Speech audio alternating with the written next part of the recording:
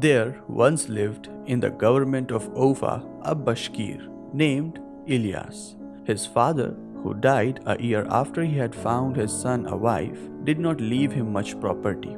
Ilyas then had only 7 mares, 2 cows, and about a score of sheep. He was a good manager, however, and soon began to acquire more. He and his wife worked from morning till night, rising earlier than others and going later to bed, and his professions increased year by year. Living in this way, Ilyas little by little acquired great wealth. At the end of 35 years, he had 200 horses and 150 of cattle and about 1200 sheep. Hired laborers tended his flocks and herds, and hired women milked his mares and cows, and made kumis, which is a fermented drink prepared from mare's milk, and cheese. Ilyas had abundance of everything, and everyone in the district envied him. They said of him, "Ilyas is a fortunate man. He has plenty of everything. This world must be a pleasant place for him." People of position heard of Ilyas and sought his acquaintance. Visitors came to him from afar, and he welcomed everyone and gave them food and drink. Whoever might come, there were always kumis, tea, sherbet, and mutton to set before them.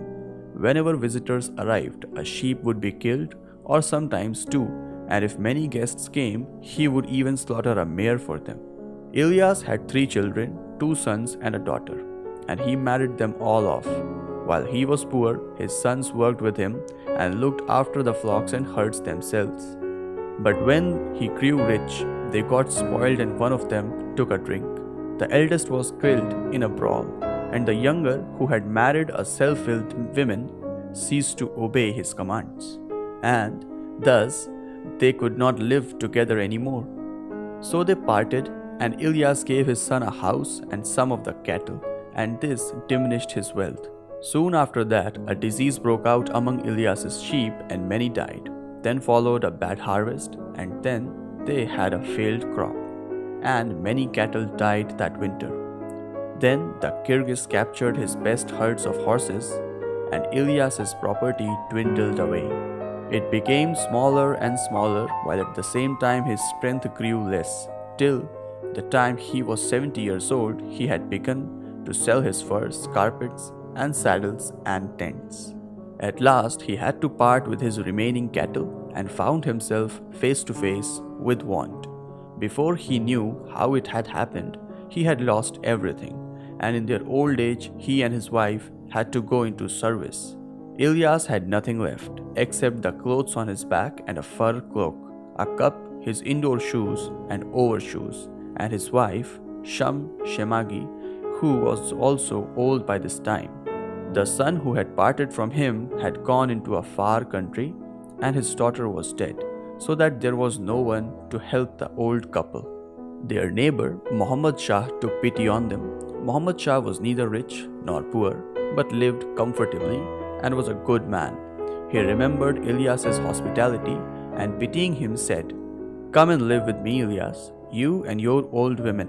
In summer you can work in my mellow garden as much as your strength allows, and in winter feed my cattle, and Shemagi shall milk my mares and make kumis.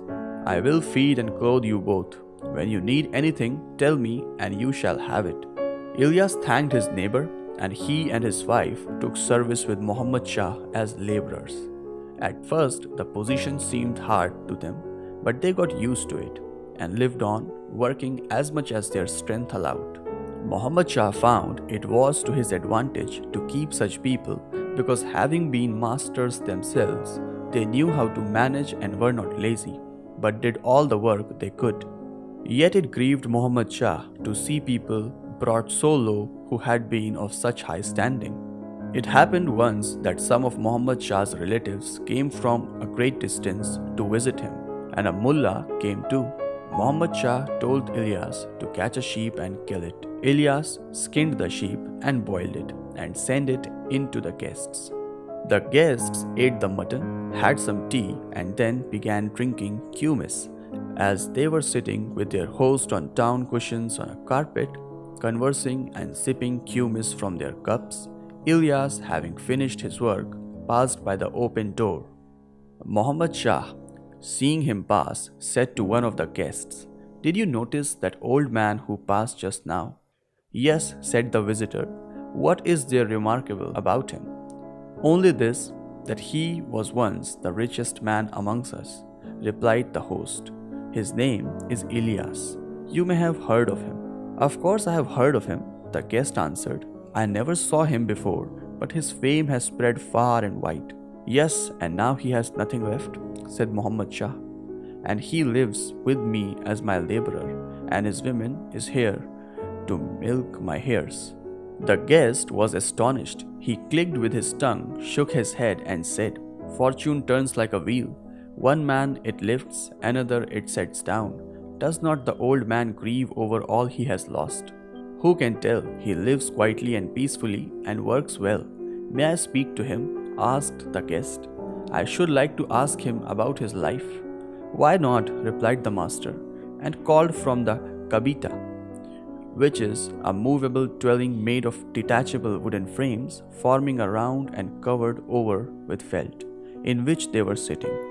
"Babai," which in the Bashkir tongue means grandfather, "come in and have a cup of kumis with us, and call your wife here also." Ilyas entered with his wife, and after exchanging greetings with his master and the guests, he repeated a prayer and seated himself near the door. His wife passed in behind the curtain and sat down with her mistress.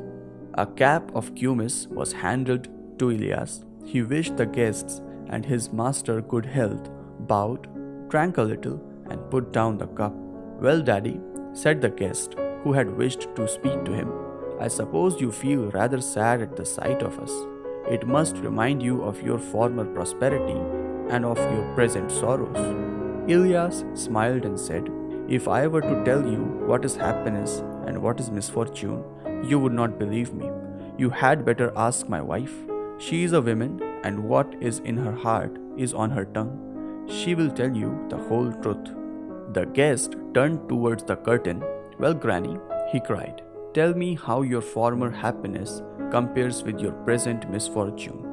And Sham Shemagi answered from behind the curtains, "This is what I think about it. My old man and I lived for 50 years, seeking happiness and not finding it. And it is only now, these last 2 years, since we had nothing left and have lived as laborers, and we have found real happiness, and we wish for nothing better than our present lot." The guests were astonished, and so was the master.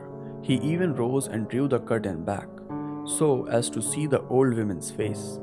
There she stood, and her arms folded, looking at her old husband and smiling, and he smiled back at her. The old woman went on, "I speak the truth and do not jest.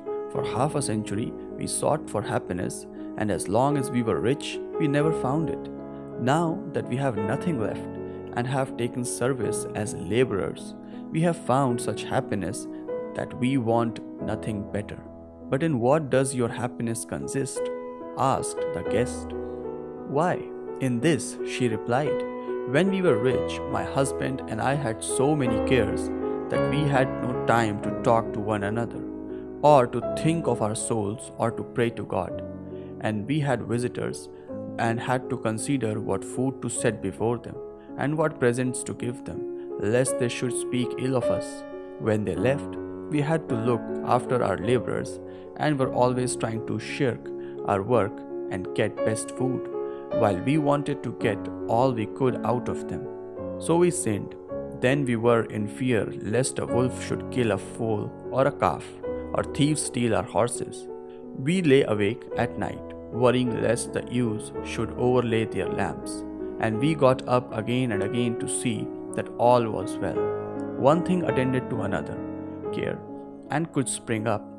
How, for instance, to get enough fodder for the winter. And besides that, my old man and I used to disagree. He would say we must do so, and I would differ from him. And then we disputed, sinning again. So we passed from one trouble to another, from one sin to another, and found no happiness." "Well, and now?" asked the visitor. Sham Shemagi replied, "Now, when my husband and I wake in the morning, we always have a loving word for one another and we live peacefully. Having nothing to quarrel about, we have no care but how best to serve our master. We work as much as our strength allows and do it with a will, that our master may not lose but profit by us. When we come in, dinner or supper is ready, and there is kumis to drink. We have fuel to burn when it is cold, and we have our fur cloak, and we have time to talk, time to think of our souls, and time to pray. For 50 years we sought happiness, but only now at last we have found it." The guests laughed, but Ilyas said, "Do not laugh, friends. It is not a matter for jesting. It is the truth of life.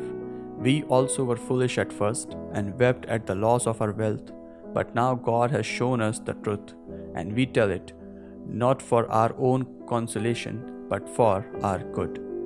And the mullah said, "That is wise speech. Ilyas has spoken the exact truth. The same is said in Holy Writ." And the guests ceased laughing and became thoughtful.